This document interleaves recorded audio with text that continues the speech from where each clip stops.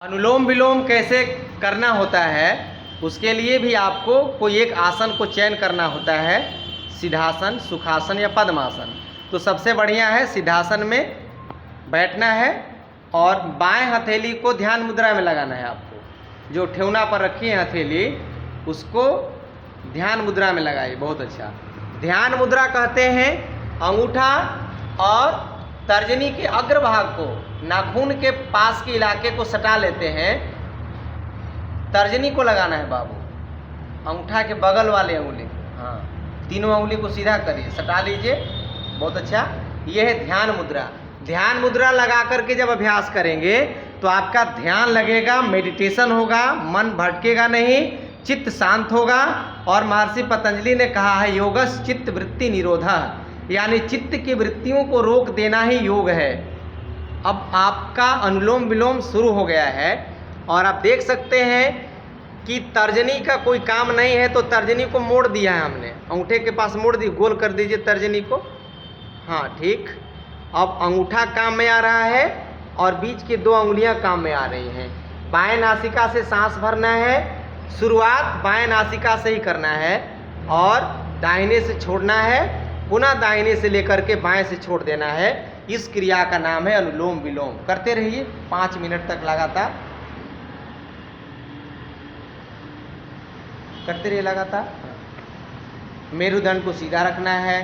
सांस को भरते छोड़ते समय आपका ध्यान ओंकार का उच्चारण, यानी जब जब सांस को छोड़िए, जब जब सांस को लीजिए तो मन ही मन ओम ओम का अजपा जाप करना है। इसमें 2 स्वरों का प्रयोग हो रहा है, एक तो बायां स्वर, दूसरा है दायां स्वर। बायां स्वर को चंद्र स्वर कहते हैं, दाहिना को सूर्य स्वर कहते हैं।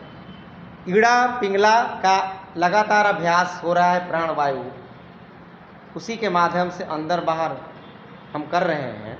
और मेरुदंड में अवस्थित है सुषुम्ना नाड़ी, बहुत ही बारीक नाड़ी है, उसमें हम प्राणवायु को प्रवेश कराते हैं।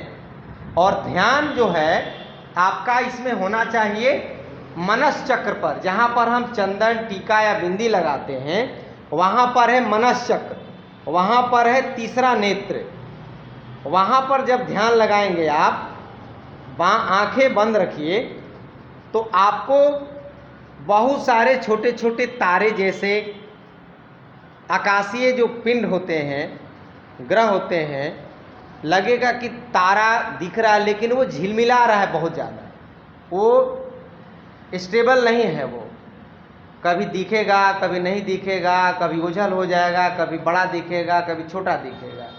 हमारा आपका काम क्या होगा कि आप उस अनगिनत जो अनंत तारे या छोटी छोटी रोशनी दिखाई जो पड़ रही है बंद आँखों के साथ ही मस्तिष्क में, किसी एक लाइट को, किसी एक प्रकाश पर आपका फोकस करना है। और बाकी जो साइड में जो प्रकाश दिख रहे हैं छोटे छोटे तारे नुमा, उसको ब्लर कर देना है। आजकल मोबाइल में भी ऐसा फंक्शन आ गया है कि किसी चित्र को लेना हो तो उसको फोकस करते हैं, पीछे वाला धुंधला दिखाई देने लगता है। उसी प्रकार करिए इस अभ्यास को बेटा, 2 मिनट और तो 5 मिनट हो जाएगा।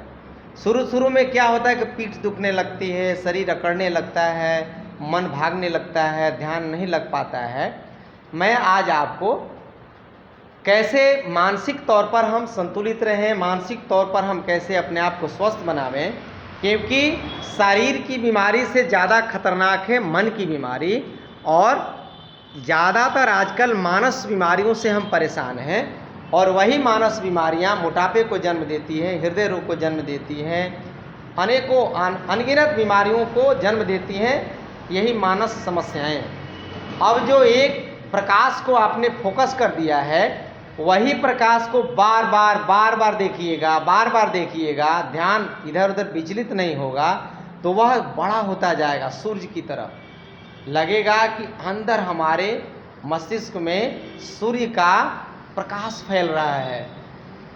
हालांकि बहुत टफ कार्य है जो मैं अभी आपको बता रहा हूँ। यदि आपका ध्यान लग जाए तो प्रभु की कृपा है ये, क्योंकि किसी किसी का तो जन्म बीत जाए लेकिन ध्यान नहीं लग पाता, क्योंकि मन इतना ना चंचल है। आंख बंद होते ही मन स्वतंत्र हो जाता है और अनेकों जगहों पर मन विचरण करने लगता है। पीठ सीधा रखना है बेटा। केवल आपका काम है बाएं नाक से सांस को अंदर ले जाना, फिर दाहिने नाक से उसी प्राणवायु को बाहर करना, फिर दाहिने से लेना और बाएं से छोड़ना। एक आवृत्ति है, इसी आवृत्ति को बार बार दोहराएंगे तो अनुलोम विलोम अपने मूल अवस्था को प्राप्त करता हुआ आगे की ओर बढ़ता चला जाएगा।